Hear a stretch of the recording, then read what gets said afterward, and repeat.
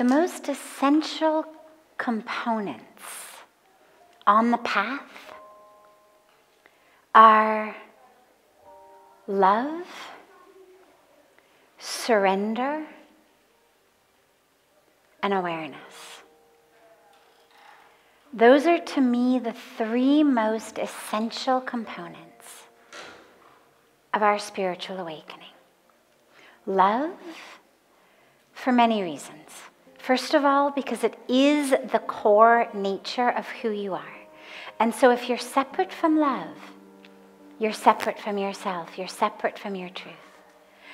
And love also because love does not require us to remember. So who do you love most in the world? Who do you love most? Or if there's many people, that's okay. If you don't want to choose between different family members, that's okay. One person you love a lot. Who? My family, and yes. Choose one person. My wife. Fantastic. Now, in the middle of a very busy day, do you forget that you love your wife? If in the middle of a busy day, you're in the midst of tons of things, if a phone call came that your wife needed you, you'd be there in a second. Doesn't matter how busy things are. You don't forget because you love her. You don't have to remind yourself, oh yeah, I love my wife. Because you love her.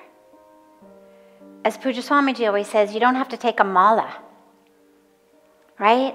And say, Jyoti, Jyoti, Jyoti, Jyoti, Jyoti. You love her. It's there. You're working, you're driving, you're walking, you're exercising. You're with her, you're not with her. The love exists. It's always there. Love for the divine, of the divine. When it becomes something we really love, it's there all the time, we don't forget. And that's why I say love is, of the three, even the first most important. Because where there is love for God, really in our hearts, it's there all the time. Yeah, we're working. Yeah, we're busy, we're doing this, we're doing that. But we don't forget at any point that we love the divine. That love is always in our hearts. And that's where it really becomes like this beautiful line in the prayer that we chant here each morning that says, Mukhume ho Ram Nam, Ram Seva Hatme. Your lips are always chanting God's name. Your heart is always beating with God's love, even while your hands are doing the work. So where there is love, and that's why the path of Bhakti Yoga is so important. Because where there is love, whatever you do, you're doing it as a lover of God. Whatever you do, you're doing it as a lover of your wife. You could be working, exercising, cooking, doesn't matter.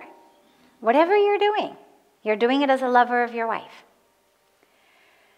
The second piece, surrender.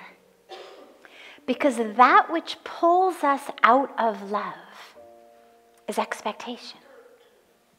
I love you as long as you are doing what I want you to do. And this is true whether it's our wife or God. As long as things are going my way, God is great. Oh, you're the best. But the minute that things are not going my way, we find ourselves angry at God. So frequently people are like, I've been praying to this form of the divine, but that's not working so well for me. I got fired from my job. My kid was kicked out of school. My house burned down. I need a new guru. I need a new mantra. I need to start going to a new temple. As though somehow God were a vending machine that was just all about, you put in your dakshina You put in your puja, you put in your rice, your milk, your flowers, whatever it is, and you get out, money, success, longevity, everything I want. And when it doesn't work like that, we think, the vending machine's broken, forget it, I need a new vending machine. So surrender is required because you can't actually have full love without surrender, because then it's always conditional. You do what I want, I love. Don't do what I want, I don't love. So there has to be, along with the love, a surrender that says, I'm in your hands. I know I'm in your hands. And that faith. And the third piece is awareness. Because even though I love, and even though I've surrendered, I can get so caught up in the illusion, as you say, of the workplace. We're doing something, we don't respond, we react, we retort, we lose ourselves. Well, what is it that causes us to lose ourselves?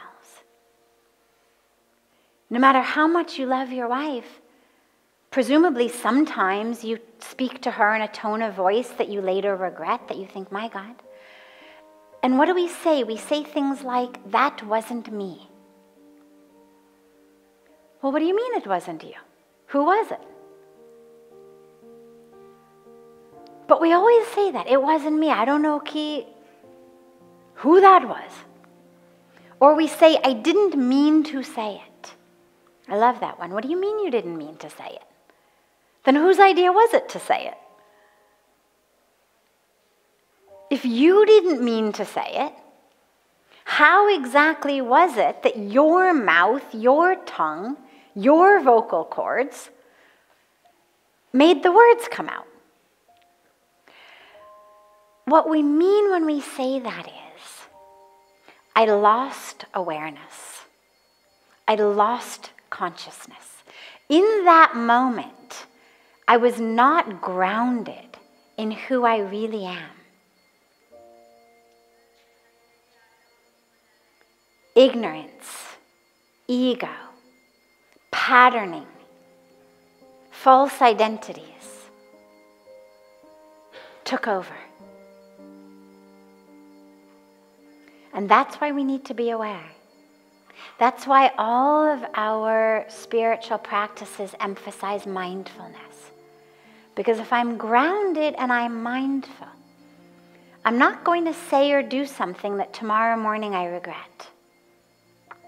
Those things only happen when you're unconscious. So if I say to you right now, okay, on the count of 3, I want you all to take 30 seconds, and I want you to get as angry as you can in 30 seconds, okay? In your own mind. Get yourself full of rage in 30 seconds. 1, 2, 3, go.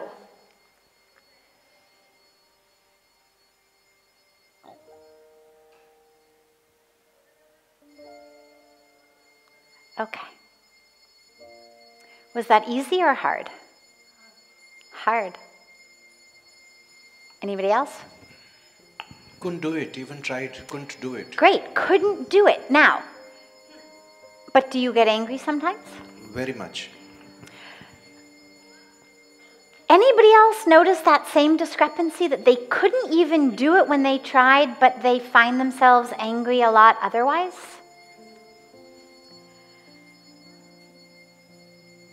Consciousness is the answer. You cannot consciously get angry. And what's interesting is, even though, of course, I'm sure everyone could think of something that makes them angry, so we can all remember the last time we were angry. We know the things that make us angry. If I said we're going to go around and everyone has to tell me something that makes you angry, you could all do it. But what we can't do is consciously generate fury. Because it actually requires us to be unconscious. It requires us to be disconnected and ungrounded. It requires us to be in a pattern in our minds that says, who I am, what I have, the universe in this moment, not right, not enough. I need you to be a certain way, to do a certain thing. Otherwise, I can't exist. But here in this moment, we know there's joy, there's peace, there's enoughness. And so you cannot generate that sense of fury. It only can happen when you're unconscious. And that's where awareness, if you can stay aware, you'll stay grounded. So if you take those back with you, stay in love, remember to surrender, and stay aware. And the breath is a fantastic tool. Every time you find yourself losing that consciousness, losing that awareness, you're in a board meeting, you're getting stressed, you're having a conversation that you're getting very upset about, something is going on in the world, you find yourself losing that sense of awareness. Bring your attention back to your breath. Because the minute that you're grounded in the breath, it brings you back to the present moment. And then that anger dissipates. And then you're able to respond, not react. You're able to stay grounded. And you're able to see anger start to come. Oh yeah, there it is. Somebody's saying something that you know you don't like. And you can see it. I mean, it's happening in you, but it seems like it's happening that from in a distance, anger is arising. But you watch it. And that watchful eye of it actually keeps it from growing and peaking inside you. Anger looked at doesn't stay angry.